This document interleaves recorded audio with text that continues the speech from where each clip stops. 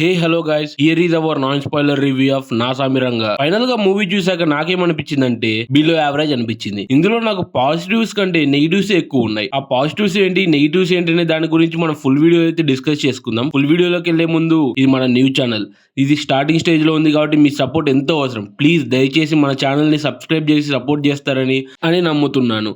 ఇక లేట్ లేకుండా ఫుల్ వీడియోలోకి అయితే వెళ్ళిపోదాం. ముందుగా చెప్పాల్సిన పాయింట్ ఏంటంటే నా సామిరంగా అనే మూవీ వచ్చేసి రీమేక్. ఈ మూవీ 2019 లో మలయాళం లాంగ్వేజ్ లో వచ్చిన పొంజూరు మరియం జోసి అనే మూవీ. నాసామిరంగా డైరెక్టర్ ఒక కొరియోగ్రాఫర్. ఇక నాసామిరంగా మూవీ బేసిక్ స్టోరీ విషయానికి వస్తే, ఒక అనాథ అబ్బాయిని ఒక అమ్మ చేరదీస్తే ఆ అమ్మకి కొడుకు ఉండడంతో వాళ్ళు బ్రదర్స్ గా మారి వాళ్ళు కష్టాలు ఉన్నప్పుడు ఒక ఊరి ప్రెసిడెంట్ వచ్చి ఆదుకుంటే ఆ ప్రెసిడెంట్ కి ఇద్దరు పిల్లలు మూవీలో విశ్వాసంగా ఉంటారు. ఆ విశ్వాసం ఎంతవరకు సాగింది, అట్ లాస్ట్ కి అది ఉందా బ్రేక్ అయిందనే ప్లాట్ మీద యాక్షన్, లవ్ అండ్ ఎమోషనల్ తో అయితే రన్ అవుతుంది. ఇక మూవీలో ప్లస్ పాయింట్స్ విషయానికి వస్తే, ఆస్కార్ విన్నర్ అయిన కీరవాణి గారి బీజిఎంస్ అండ్ 2 సాంగ్స్ అయితే బాగుంటాయి. అల్లరి నరేష్ గారి కామెడీ చాలా బాగా వర్కౌట్ అయింది. ప్రీ ఇంటర్వెల్ లో నాగార్జున గారి ఫైట్ సీన్ అండ్ అందులో ఎలివేషన్స్ అయితే బాగా వర్కౌట్ అయ్యాయి. అండ్ మెయిన్ నాగార్జున గారి క్యారెక్టరైజేషన్ అలా చేసుకోవడం చాలా ప్లస్ అయింది మూవీకి. ఎలివేషన్ డైలాగ్స్ లో కొన్ని అయితే బాగా నచ్చాయి నాకు. సెకండ్ హాఫ్ లో నాగార్జున గారి లవ్ స్టోరీలో అయితే కొన్ని సీన్స్ కి మనం బాగా కనెక్ట్ అవుతాము. ఇక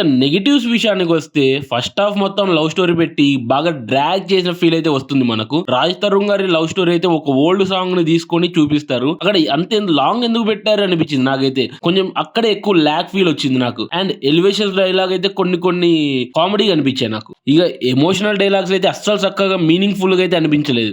ఒక సీన్ లో మనల్ని బాగా ఎమోషనల్ చేసేద్దామని సీన్ పెట్టి ఉంటారు కానీ మనకు అది అసలు కనెక్ట్ అవ్వదు.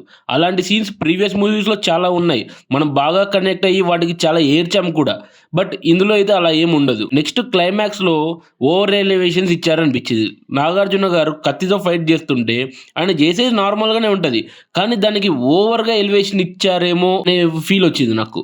ఇక ఫైనల్ గా నేను చెప్పేది ఏంటంటే, ఫస్ట్ హాఫ్ వచ్చేసి లవ్ స్టోరీ, సెకండ్ హాఫ్ వచ్చేసి యాక్షన్ అండ్ ఎమోషన్స్ తో రన్ అవుద్ది.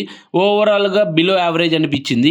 నెక్స్ట్ క్యారెక్టర్స్ అండ్ పర్ఫార్మెన్స్ విషయానికి వస్తే, నాగార్జున గారు తన మాస్ యాటిట్యూడ్ తో అదరగొట్టేశారు అనుకోండి. తన యాక్టింగ్, అల్లరేష్ గారు కామెడీ అండ్ ఫ్యూ ఫైట్స్ లో తను బాగా పర్ఫార్మ్ చేశారు. ఇక షబీర్ కలరాగల యాక్టింగ్ అయితే సైకో యాక్టింగ్ నెక్స్ట్ లెవెల్ అనిపించింది.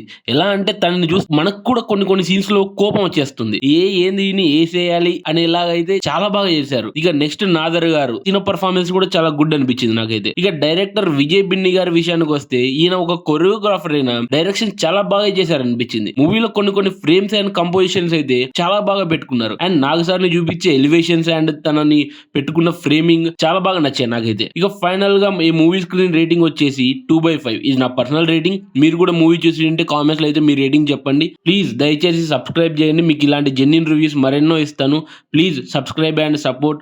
మళ్ళీ నెక్స్ట్ వీడియోలో కలుద్దాం. అంతవరకు stay tune to A movie screen.